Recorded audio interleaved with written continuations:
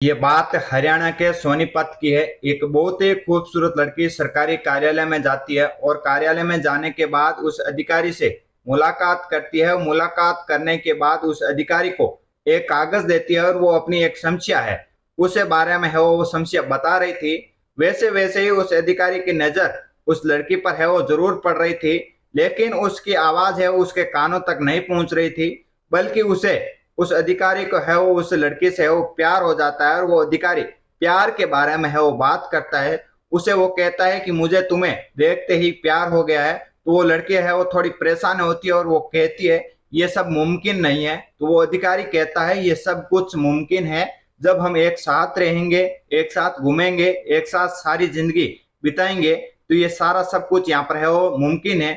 ये सारे अधिकारी है वो सब कुछ करता है। तो उस अधिकारी को पता चलता है कि इस लड़की का है वो मुझसे पहला प्यार नहीं है, मैं इसका पहला प्यार नहीं हूं। इससे पहले भी है वो कई सारे लड़के हैं वो इसे प्यार कर चुके हैं। तब वो अधिकारी उसे है वो आगे हाथ जोड़ता है, पैर पकड़ता है और वो कहता है कि तुम अपनी राय अलग बनाओ, मुझे मेरी यहाँ पर राय अलग बनाने दो। तभी वो लड़की कहती है अगर तुम अपनी जिंदगी को बचाना चाहते हो, अपनी जिंदगी को है वो मुझसे जान छुड़ाना चाहते हो, तो आपको कुछ पैसे यहाँ पर है वो देने पड़ेंगे। वो पैसों की डिमांड करती है लगभग 30 लाख रुपए की। और 30 लाख रुपए की बात है वो नहीं बन पाती है उस अधिकारी के पास, लेकिन वो अधिकारी 20 लाख रुपए का है वो इंतजाम करता है और उस लड़की को है वो देता है। और वो कहता है कि तुम अपने रास्ते जाओ, मैं अपने रास्ते जाऊं। दरअसल आज कहानी उसी लड़की की है। उसने एक नहीं, दो नहीं, बल्कि 7 शादियां की थी। और जब एक घर में है वो नौकरानी बन के जाती है तब वो 200 करोड़ की है वो मालकिन बन जाती है। ये सब कुछ एक ही झटके में है वो कर लेती है। आज की जो ये कहानी है ये आप सोशल मीडिया पर ही नहीं बल्कि आप टेलीविजन पर भी है वो आराम से देख सकते हो, आराम से सुन सकते हो। ये कहानी बड़ी ही दिलचस्प है, बड़ी रोचक कहानी है। नमस्कार, मैं हूं प्रकाश बांबू। आज की जो मैं आपको सच्ची घटना आपको सुनाने जा रहा हूं, ये सच्ची घटना है उत्तर प्रदेश का एक जिला है गाजियाबाद। और गाजियाबाद का ही एक इलाका लगता है, थाना लगता है मुरादनगर। दरअसल यहाँ के एक यूआरएपी कॉलेज के मालिक होते हैं। वो धीरे धीरे है वो अपनी जिंदगी की रफ्तार में आगे बढ़ रहे थे, लेकिन अब तक यहाँ पर वो रफ्तार आगे आगे है वो बढ़ते रहते। उन्हें है वो मुरादनगर के एक जो मेन चौकी है उसी के पास में वो अपनी जमीन खरीदते हैं और यहाँ पर एक कॉम्प्लेक्स और 2 कॉलेज भी बनाया और आसपास की है वो प्रॉपर्टी भी खरीदते हैं और अपना घर भी बनाते हैं। सब कुछ सही चल रहा था, एक गाड़ी भी खरीदते हैं। ऐसा लगता था कि जिंदगी में है वो मुंह मांगी पूरी यहाँ पर है वो कीमतें उसे मिल गई हो। 2 बेटे भी होते हैं, एक बेटी भी होती है, पत्नी, सब कुछ खासा यहाँ पर है वो परिवार है वो चल रहा था। जिंदगी में सब कुछ यहाँ पर ठीक ठाक चल रहा था। लेकिन साल 2021 में उनको एक सूचना मिलती है कि एक यहाँ पर है उनका जो बड़ा बेटा होता है उनका सड़क हादसा हो गया, गंभीर रूप से वो घायल भी हो जाते हैं। सभी परिवार वाले हॉस्पिटल पहुंचते हैं और जैसे ही हॉस्पिटल पहुंचते हैं तो डॉक्टरों को उनको है वो डॉक्टर उसे मृत्यु घोषित की है वो खबर सुना देते हैं, आपके बेटे को है हम नहीं बचा सके। अब है वो इस घर में यहाँ पर है वो पति पत्नी, एक बेटा और एक बेटी बचे थे। वक्त आगे बढ़ता चला जाता है, लेकिन है वो बेटे की मौत को है वो पिता रहा नहीं कर पा रहे थे, यानी कि सहन नहीं कर पा रहे थे। और जैसे जैसे वक्त आगे बढ़ रहा था उसके पिता को भी है वो बीमारी है वो घेर लेती है और पिता की भी है वो मौत हो जाती है। ये ऐसा लग रहा था कि उन्होंने यहाँ पर थोड़ी बहुत ही 2 करोड़ की यहाँ पर संपत्ति उन्होंने है वो अर्जित की थी और 2 कॉलेज भी बनवाया था, एक कॉम्प्लेक्स भी बनाया था, घर भी बनाया था, सब कुछ इकट्ठा कर लिया था। लेकिन पहला बेटा और फिर है वो पति, इनकी है वो मौत होने के बाद है वो फरवरी 2023 में ये वाक्य है। उसी की है वो जो उस घर की मालकिन होती है उसकी यहाँ पर है वो उसका नाम होता है सुधा सिंह। उसकी तबीयत है वो बहुत खराब हो जाती है, हॉस्पिटल लेकर जाते हैं। यहाँ पर हॉस्पिटल लेकर जाने के बाद पता चलता है कि जब डॉक्टर उसको यहाँ पर चेकअप कराते हैं तो उन्हें यहाँ पर है वो 3rd स्टेज का है वो कैंसर पाया जाता है। हालात बहुत ज्यादा खराब होती है। वहां पर अपने यहाँ पर है वो दिल की है वो बात किसे कहे, परेशानी है वो किसे सुनाए, किसे ना बयान करे, ये यहाँ पर है वो हालात ऐसे हो चुके थे। हालांकि बेटे की शादी है वो करनी थी और बेटे की भी है वो शादी करनी थी। साल 2022 में है वो यहाँ पर है वो धूमधाम से है वो शादी करते हैं। सब कुछ ठीक ठाक चल रहा था। अमरोहा है यहाँ पर है वो एक लड़की होती है यहाँ की, और जब उसे यहाँ पर है वो सुहागरात के स्टेज पर है वो उसे यहाँ पर पता लगता है कि उसके जो पति होते हैं वो केवल विकलांग ही नहीं, दिव्यांग से भी यहाँ पर है, वो दिमाग से भी कमजोर है, और सुहागरात के है वो अपने पति को जिस रूप में है वो देखती है, वो उसी रूप में है वो वहीं पर भी है वो लड़की उसे छोड़कर है वो चली जाती है। और वो कहती है मुझे इस घर में है वो नहीं रहना। वो जाने के बाद में है वो शिवम भी अकेला था, और शिवम की जो माँ होती है वो भी उस घर में है वो अकेली थी।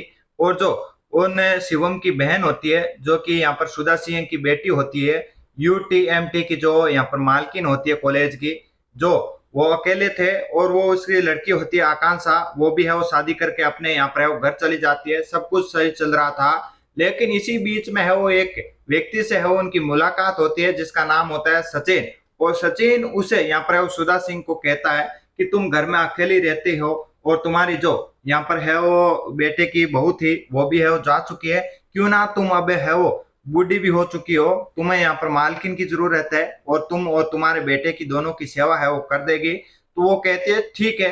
तो वो यहाँ पर है वो हरियाणा के एक सोनीपत की जो एक यहाँ पर नौकरानी है उसे यहाँ पर है वो सुधा सिंह को यहाँ पर है वो दे देता है। और देने के बाद में वो अपने ये इस घर में है वो सबकी सेवा है वो अच्छी खासी तरीके से सब कुछ सही चल रहा था। और वो एक दिन ऐसा आता है कि सुधा सिंह है वो बहुत ही बीमार पड़ जाती है, और वापस उसे हॉस्पिटल लेकर जाया जाता है। और हॉस्पिटल जाने के बाद में उसके हालात बहुत खराब हो जाते हैं। तो वो लड़की है वो उसे सुधा सिंह को कहती है कि मैं है वो आपके लड़के से है वो बहुत ही प्यार करती हूँ, क्यों ना हमें है वो शादी कर लेनी चाहिए। तो वो लड़की यानी कि शिवम की जो माँ होती है, तो वो उसे है वो बहुत यहाँ पर वो खुश होती है। और खुश होने के बाद में वो जल्दीबाजी में वहां पर माला लाई जाती है, और माला लाने के बाद सिंदूर भर दिया जाता है, और वो आशीर्वाद ले लेते हैं। और आशीर्वाद लेने के बाद में है वो सुधा सिंह जो कि यूटीएमटी की जो मालकिन होती है कॉलेज की, उसकी मृत्यु हो जाती है। मृत्यु हो जाने के बाद में है वो सब कुछ सही चल रहा था। ये बात है अगस्त 2023 की। यहाँ पर सब कुछ ठीक चल रहा था 7 अगस्त तक तो। लेकिन जब ये मौसी यहाँ पर है उस लड़के की यानी कि शिवम की जो मौसी होती है, यानी कि सुधा सिंह की जो बहन होती है, वो भी इस घर में आती है। वो हरिदास नगर की रहती है, वहीं पर पास में रहने की वजह से वो वहां पर आ जाते हैं, और वो एक ही घर में रहते हैं। जब वो उस शिवम की बहन वापस आती है, आकांक्षा, डॉक्टर आकांक्षा जब वापस आती है, तो उसे पता चलता है कि मेरी माँ तो मर चुकी है। और माँ मरने के बाद में है वो जो नौकरानी होती है उसे कहती है कि तुम जा सकते हो, इस घर में है वो कोई नहीं है, जो शिवम है वो मेरा भाई है, वो मेरे साथ चलेगा।